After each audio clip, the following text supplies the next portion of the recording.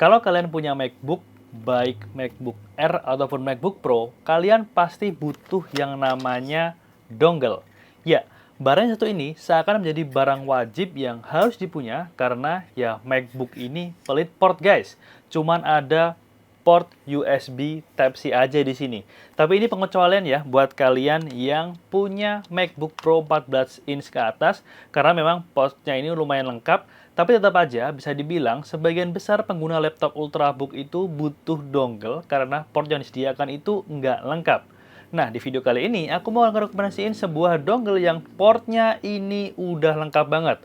Ada 12 port dalam satu dongle ini dan ini menurut aku keren banget. Nah, udah penasaran sama kualitas dari dongle yang satu ini? Yuk, kita bumper dulu.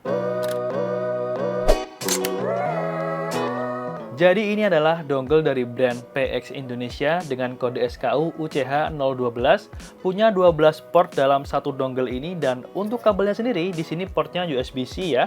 Jadi pastikan dulu di laptop kalian ada port USB-C-nya.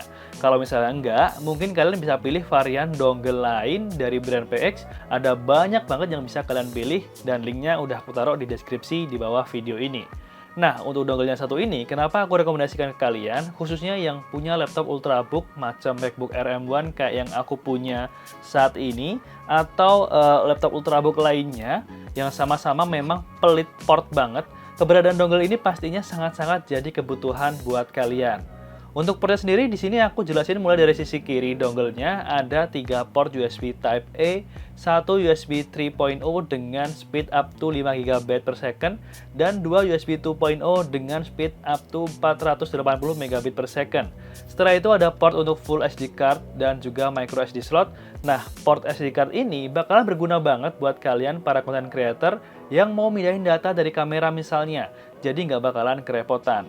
Terus lanjut di sebelah kanan ada port USB Type-C yang support power delivery yang support fast charging sampai 100 watt. Kenapa di sini ada USB Type-C lagi? Karena misal port kalian tuh penuh nih, terus mau charge laptop juga bisa disambungin dari dongle ini guys, gitu. Terus di sebelahnya ini ada port HDMI dan untuk resolusi outputnya ini udah bisa support di 4K dan misal HDMI-nya ini dipakai bersamaan dengan VGA port, ini masih bisa support di Full HD 1080p dengan refresh rate di 60 Hz. Jadi kalau misalnya external monitor atau proyektor kalian ini udah support di resolusi 4K, itu nggak perlu khawatir lagi pakai dongle ini guys. Lanjut di sini ada 2 port USB Type A lagi dan ini jenisnya USB 2.0 ya. Jadi total di dongle ini itu ada 4 USB 2.0. Lumayan banyak ya, karena biasanya kebutuhan akan port USB ini adalah untuk konekin receiver mouse dan juga keyboard misalnya. Sama kalau misalnya kalian ada aksesoris lain, jadi memang kebutuhan port USB Type A ini memang sekarang ini masih banyak dibutuhkan. Untungnya di dongle ini itu udah disediakan sampai 4 sekaligus, jadi udah nggak perlu khawatir lagi. Nah, di sebelah port USB 2.0 tadi ada port jack audio 3,5 mm yang fungsinya adalah untuk output aja, untuk output audio. Dan dia udah stereo, tapi kalau misalnya teman-teman konekin HDMI-nya ini ke external monitor atau ke TV katakanlah dan ada audionya, ini port jack audionya ini nggak berfungsi guys, jadi harus salah satu.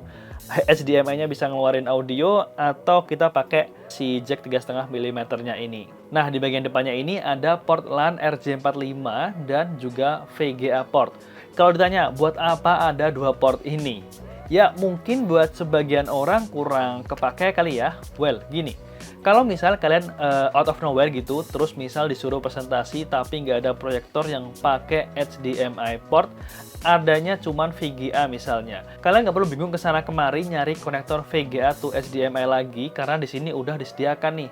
Terus gunanya port LAN RJ45 apaan bang? Nah, ini juga kepake banget karena biasanya kalau kerja nih dan butuh koneksi yang bener-bener stabil dan lebih kencang misalnya untuk keperluan stream, untuk keperluan download gitu-gitu akan lebih maksimal pakai kabelan daripada wifi guys. Jadi kalau buat aku pribadi port ini itu benar-benar kepake banget. Jadi ada total 12 port ya guys di dongle ini, which is menurut aku ini udah yang paling komplit. Cuman bawa satu dongle aja aman buat dibawa kemana-mana, buat kerja, pas main, atau lagi ketemu klien misalnya. Nah, sekarang ngomongin build quality dari si dongle yang satu ini. Gimana kira-kira build quality dari dongle ini?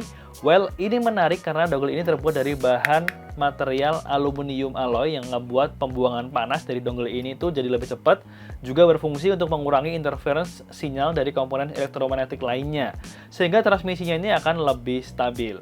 Setelah beberapa lama aku cobain dongle ini sih, memang kalau buat transfer data ini agak kerasa anget ya untuk suhunya, tapi di sini angetnya ini normal, nggak yang panas-panas banget itu.